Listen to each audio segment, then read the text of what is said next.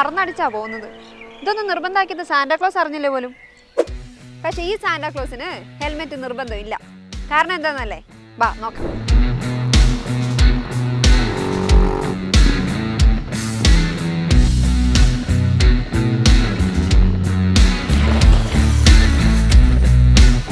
ഇതാ ഞാൻ പറഞ്ഞത്, ഈ സാന്റാക്ലോസിന് ഹെൽമെറ്റിന്റെ ആവശ്യം തൽക്കാലം കേരളത്തിലില്ല. കാരണം എന്താണെന്നറിയാവോ? അതിന്റെ ഡ്രൈവർ ഈ നിൽക്കുന്ന ആളാണ്, കോപ്റ്റർ ബോയ്സ്. സോഷ്യൽ മീഡിയയിൽ മൊത്തം കോപ്റ്റർ ബോയ്സിന്റെ ഈ സാന്റയാണ് ഇപ്പോൾ വൈറലായിരിക്കുന്നത്. എങ്ങനെയാണ് ഇങ്ങനെ ഒരു ഐഡിയയിലേക്ക് വന്നത്? ആക്ച്വലി കഴിഞ്ഞ വർഷം നമ്മളിത് ചെയ്തിരുന്നു, പക്ഷേ ഇത്ര ഡീറ്റെയിൽ ആയിട്ട് നമുക്ക് സാന്ത അങ്ങ് സെറ്റ് ചെയ്തിട്ടുണ്ടായില്ല. അപ്പോൾ ഈ പ്രശ്നം നല്ലൊരു ഡോൾ കിട്ടിയപ്പോഴത്തേക്കും അതിനങ്ങ് നേരെ ബൈക്കിലോട്ടങ്ങ് ഇരുത്തി സെറ്റ് ചെയ്ത് ഓടിച്ച് അതിൻ്റെ മെയിൻ വീഡിയോ റീച്ച് ആയില്ലെങ്കിലും എൻ്റെ മേക്കിംഗ് വീഡിയോ ഭയങ്കരമായിട്ട് അങ്ങ് റീച്ചായി.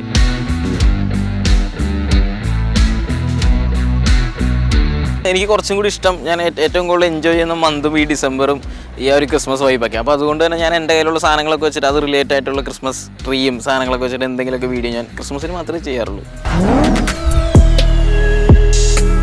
കെൻ ബ്ലോക്ക് എന്ന് പറയുന്ന നല്ലൊരു ഡ്രൈവർ ഉണ്ട്, ആൾ മരിച്ചുപോയി. അപ്പോൾ ആൾക്കൊരു ട്രിബ്യൂട്ടായിട്ട് ഞാൻ ആ വണ്ടി ആളുടെ സെയിം ഗ്രാഫിക്സിലൊക്കെ ചെയ്ത് ഇറക്കിയതാണ്.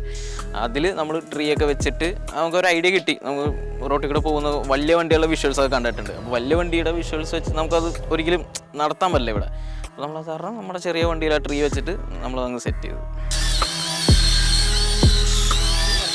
അപ്പം ഇതൊരു പാഷനായിട്ട് കൊണ്ടുപോകാൻ തീരുമാനിച്ച സമയത്ത് വീട്ടിൽ നിന്നുള്ളൊരു എങ്ങനെയായിരുന്നു അവരുടെ ഒരു റെസ്പോൺസ്? തുടക്കത്തിൽ ഭയങ്കര ഇതായിരുന്നു. കാരണം വെച്ചാൽ ആൾക്കാരിപ്പം ചുറ്റിനുള്ള ആൾക്കാരാണെന്നുണ്ടെങ്കിൽ നമ്മൾ ചുമ്മാ ഈ വണ്ടി ചുമന്നുകൊണ്ട് പോകുന്നു, എവിടെയെങ്കിലുമൊക്കെ പോയി ഷൂട്ട് ചെയ്യുന്നു, അന്നേരം പാടത്തൊക്കെ പോയി ഷൂട്ട് ചെയ്യും. അപ്പോൾ ഇവനെന്തീ കാണിക്കുന്നത് എന്നുള്ളൊരു സാധനത്തിലാണ് എല്ലാവരും നിൽക്കുക. പിന്നെ ഇവർക്ക് അറിയില്ല ഇതിപ്പോൾ നമുക്കൊരു ഡെമോ കാണിച്ചു കൊടുക്കാനും ഇതിൽ ഇവിടെ വേറെ ആരും ഒന്നും ചെയ്തിട്ടില്ല അന്നേരം ആ സമയം. പിന്നെ നമ്മൾ പതിയെ ഇത് ഡെവലപ്പ് ചെയ്ത് കൊണ്ടുവന്ന് പിന്നെ നമ്മൾ ചാനൽ തുടങ്ങി, പിന്നെ ഇതിൻ്റെ സെയിൽസായി, പിന്നെ ഇതിൻ്റെ ഷോസായി, അങ്ങനെ കുറച്ച് പ്രോഗ്രാംസൊക്കെ ചെയ്ത് നമ്മളിപ്പോൾ അങ്ങനെ പോകും.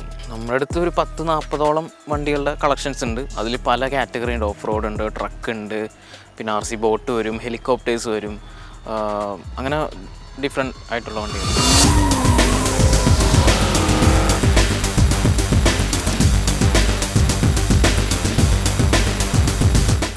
നമ്മളിത് കംപ്ലീറ്റ് ഇമ്പോർട്ടിങ്ങാണ്. അപ്പോൾ ചില ആൾക്കാർക്ക് വിചാരിച്ച് നമുക്ക് ഇവിടെ എവിടെയെങ്കിലും മേടിക്കാൻ പറ്റും, അല്ലെങ്കിൽ ചെറിയ വിലക്ക് കിട്ടും എന്നുള്ളൊരു കാര്യങ്ങളൊക്കെയാണ്. പക്ഷേ ആക്ച്വലി ഇപ്പോൾ നമുക്കിപ്പോൾ ബൈക്കിൻ്റെ കോസ്റ്റ് വരുന്നത് ഓൾമോസ്റ്റ് 80,000 89,000 അങ്ങനത്തെ ഒരു കോസ്റ്റാണ്. കുറച്ച് നാൾക്ക് മുന്നേ ഭയങ്കര പാഷനേറ്റ് ആയിട്ടുള്ളൊരു ഇതായിരുന്നു.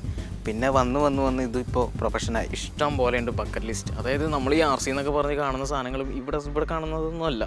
ഈ പുറത്ത് വിദേശത്തോട്ടൊക്കെ പോയി കഴിഞ്ഞാൽ 25 ലക്ഷം രൂപ 30 ലക്ഷം രൂപയുടെയൊക്കെ ജെറ്റ്, റിയൽ ടർബൈൻ എഞ്ചിൻ വെച്ചിട്ടുള്ള ജെറ്റുകളുണ്ട്. ഇത് ഇവിടെ നിൽക്കുന്ന സാധനമല്ല, ഇനിയും കുറേ എക്സ്പ്ലോർ ചെയ്യാനുണ്ട് ശരിക്കും ഈ RC എന്ന് പറഞ്ഞൊരു സംഭവത്തിൽ.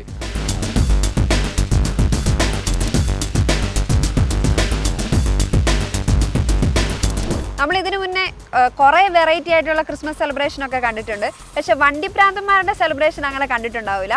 അത്തരത്തിലൊരു സെലിബ്രേഷനുമായിട്ടാണ് ഇത്തവണ കോപ്റ്റർ ബോയ്സ് എത്തിയിരിക്കുന്നത്. അവരുടെ മെയിൻ ഐറ്റമാണ് ഈ ഇരിക്കുന്നത്. കാണുന്ന പോലെയെല്ലാം നല്ല വെയിറ്റ് ഉണ്ട്.